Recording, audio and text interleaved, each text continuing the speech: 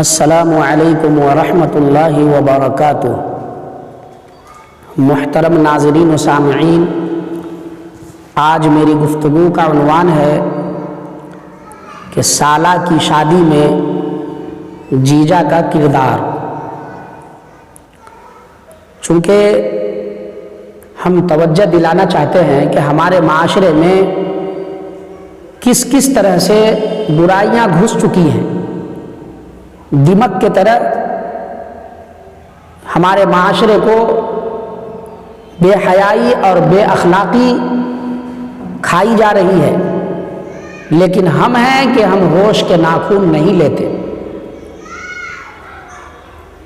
हमने देखा है शादी के मौके पे, और आप भी देखे होंगे और देखते ही रहते हैं कि जब साला की शादी होती है, किसी साला की, और कोई उसका जीजा होता है, बहनोई होता है, तो उसका अहम रोल शादी में होता है। वो एक अहम किरदार शादी में अदा करते हैं। तो आपने देखा होगा जब वो बारात जाते हैं, सबसे पहले तो उनका किरदार शुरू से ही रहता है।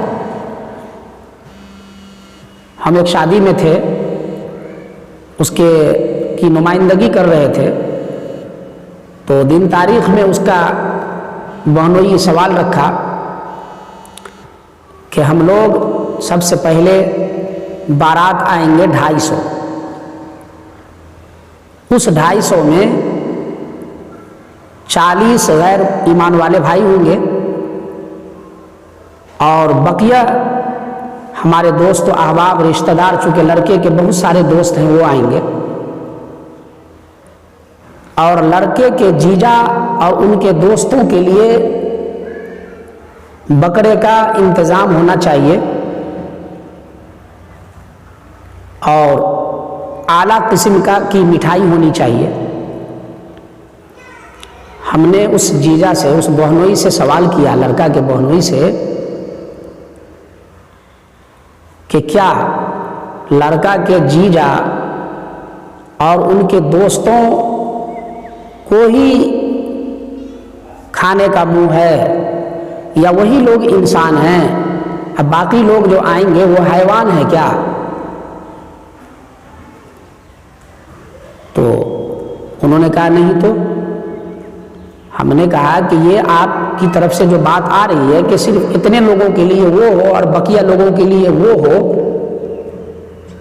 बस ये पावर में आ गया है, ये रिश्ता नहीं होगा। इसमें आप लोग चेमोगुनिया नहीं करें, वरना रिश्ता नहीं होगा। खैर, अल्लाह अल्लाह खैर सल्ला करके किसी तरह तोड़ जोड़ करके रिश्तेदारी को जोड़ दिया गया। जब बारात की बात तय हो रही थी तो 250 से वो कम नहीं हो रहा था, होते हवाते 225 पे तय कर दिया। आज जब बारात वहां पहुंची है तो भाई वहां के लोगों को कैसे पता चलेगा कि ये लड़का का जीजा है? वो आम मेहमानों की तरह सबकी ना इज्जत एक तरह से करेंगे। अब इस जीजा को ये हो गया कि हमारी यहाँ पे इज्जत नहीं हो रही है, हमारा मान सम्मान नहीं हो रहा है, जिस तरह से सबकी इज्जत हो रही है हमारी भी हो रही है। हमको तो सबसे बढ़ के इज्जत होनी चाहिए। वो वहां नाटक खड़ा कर दिया कि रुखसती नहीं होगी आज, या रुखसती होगी भी तो हम नहीं रहेंगे। अब लोगों को खाना क्या खिलाएंगे?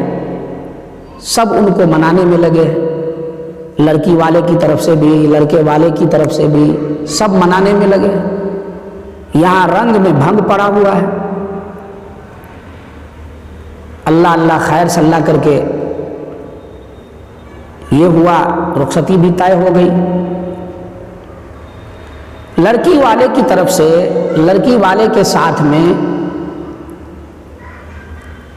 चंद बच्चियों को, एक आध बच्चियों को साथ लगा देने की बात हुई थी, तो वो जा रही थी, उसको वापस करा दिया।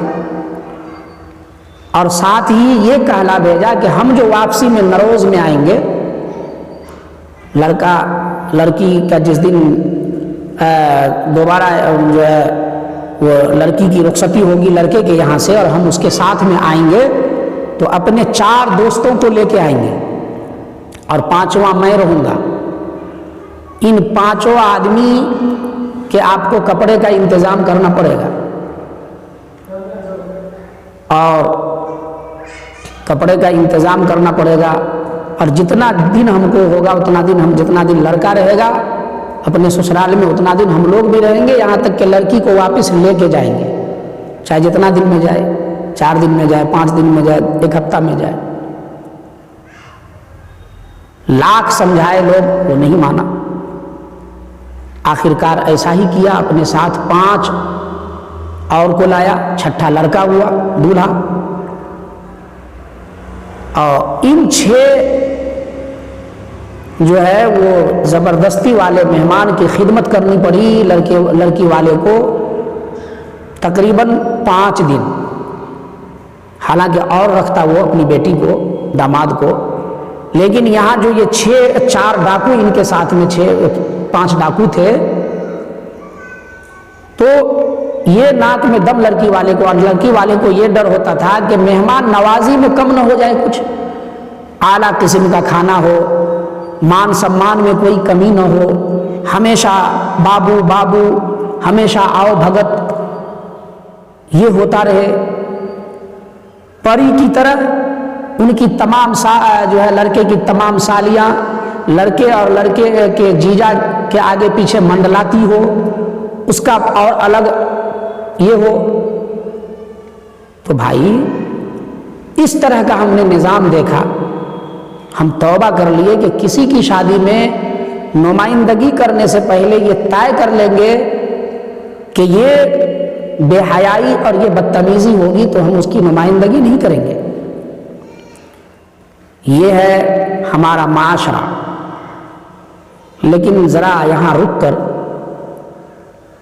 हम सोचें कि ये जो बात हो रही है हमारे यहाँ, हम सबके यहाँ कभी कभी ये सब बात होती है, शादी ब्याह में ये सब बात पेश आती है कि लड़का दरोगा के पावर में होता है। दरोगा क्या, वो तो डीएसपी के पावर में, एसपी के पावर में होता है।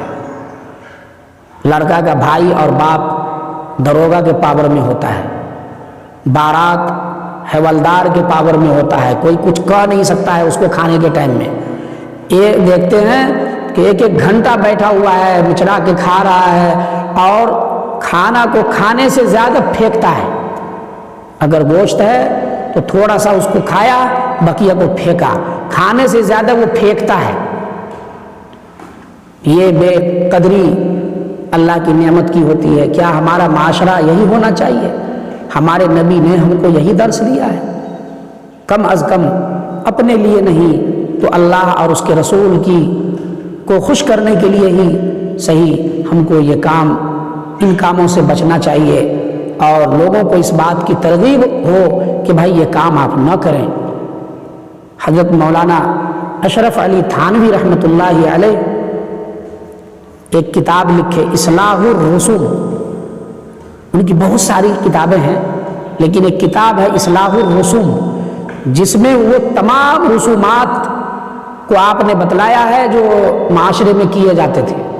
बहिश्ती ज़ेवर में भी चंद रसूमात की निशानदही की गई है और उससे बचने की तरगीब दी गई है। हमारी भी आज जिम्मेदारी होती है, सोशल मीडिया का ज़माना है, इसके ज़रिए से जो हमारे यहाँ रसूमात हैं उस पर तवज्जो दिला करके उससे बचने की तरगीब दी जाए। तो इसकी छोटी सी कोशिश मैं कर रहा हूँ। अल्लाह ताला हम सबको हिदायत याफ्ता इंसान बनाए। आमीन या रब्बल आलमीन। वमा अलैना इल्लल बलाग।